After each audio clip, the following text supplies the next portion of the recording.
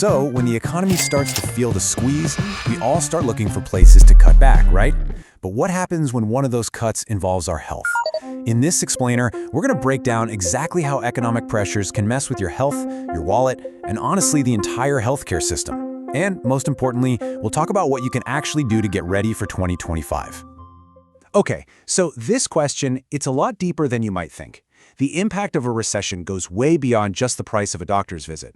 We're talking about the quality of care you get, the financial health of your local hospital, and even how quickly we see new medical breakthroughs. It's really a chain reaction that, one way or another, touches every single one of us.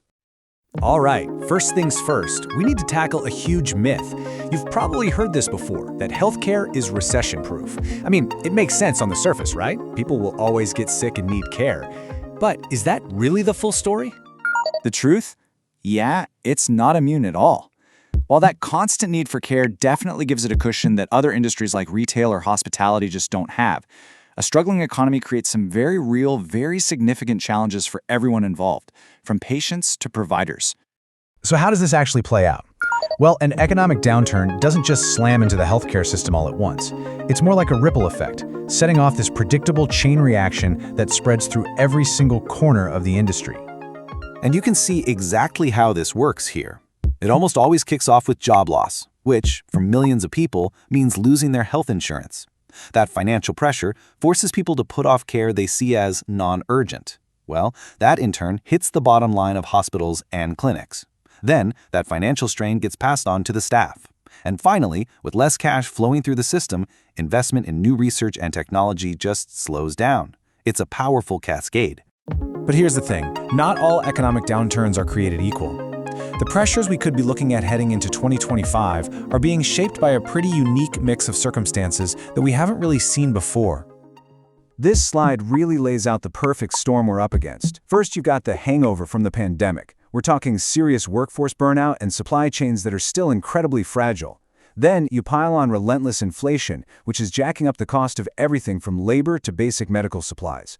And to top it all off, there's a ton of uncertainty around big policy issues like drug prices and Medicare rates. It's a real triple threat. So with all that said, what can we actually do about it?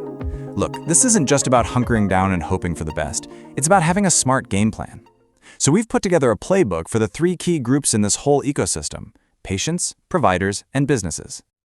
Let's kick things off with patients. If you're worried about how you're going to manage your healthcare when money is tight, these next steps are for you. The big idea here is to be proactive so you can protect your health and your finances. Okay, rule number 1, and this is huge. Do not let your insurance coverage lapse. If you lose a job, you need to be looking into COBRA or marketplace plans immediately. Just as important, keep up with your preventive care. We're talking regular checkups. And don't be afraid to have a frank conversation with your doctor about costs. You might be surprised by the options they have. Lastly, use the financial tools out there.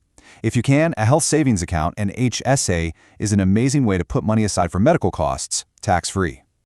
And this quote right here just hits the nail on the head. It's so tempting to think, I'll just skip that checkup and save a few bucks. But that is a massive gamble, because a small problem that you catch early is almost always way cheaper and easier to fix than a full-blown crisis down the line.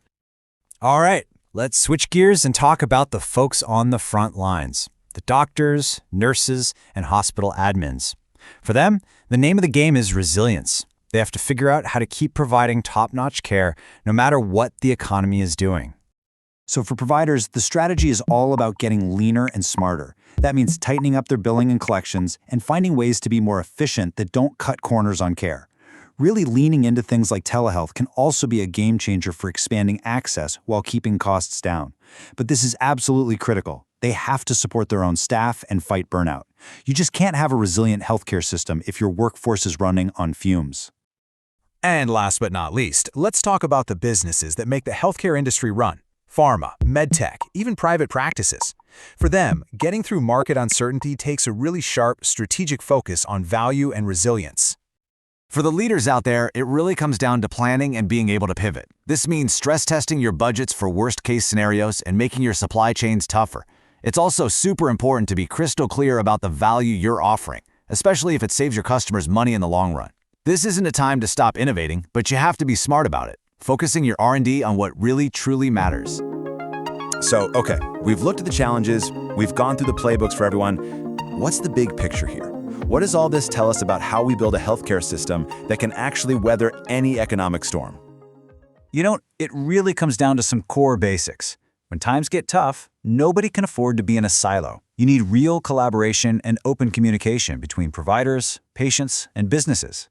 But above everything else, the one thing you can never lose sight of is the core mission, providing the absolute best care possible for patients. That has to be the guiding light. Look, if there is one thing you walk away with today, it has to be this. Waiting for a crisis to hit is a losing strategy. The key to resilience, for all of us, is proactive planning. It doesn't matter if you're a patient, a doctor, or a CEO, thinking ahead is the single most powerful tool you have.